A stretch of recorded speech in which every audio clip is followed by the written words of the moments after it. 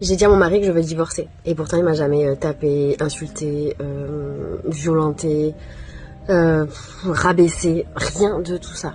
Mais du coup, pourquoi je me séparais de lui? En fait, ça fait plusieurs années que j'observe des comportements, que j'ai des croyances limitantes. Merci la voiture. Et que je travaille sur moi. C'est le développement personnel. Je sens que je suis de plus en plus épanouie. Ça se voit, vous me le dites à chaque fois. Et lui, il me laissait faire ma vie tranquillement. Par contre, ça l'intéressait pas trop. Là, il arrive un moment où en fait, je vois qu'il y a un énorme écart entre lui et moi. Je vois des mécanismes qui le contraignent au quotidien, qui le limitent. Lui me dit que c'est sa nature profonde. Pendant un certain temps, j'ai voulu le sauver. Si tu connais le triangle, non, triangle.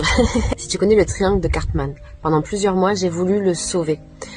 Je voulais lui dire quoi faire pour l'aider. C'était vraiment moi qui avais la solution pour lui. Sauf que lui, il voulait pas. Et puis ensuite, j'ai commencé à m'énerver contre lui en lui disant qu'il se bougeait pas, que ça me saoulait qu'il soit comme ça. Et puis de bourreau, je suis passée dans la dernière position de victime.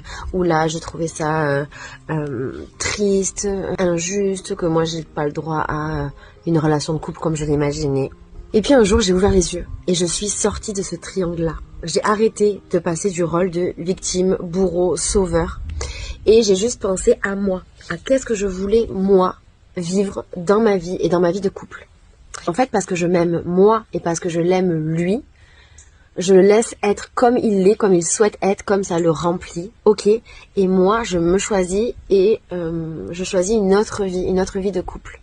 Du coup, c'était évident pour moi que je ne pouvais plus continuer à vivre avec lui, même si on est mariés. Sauf qu'il y a eu des rebondissements. Je t'en parle une prochaine fois.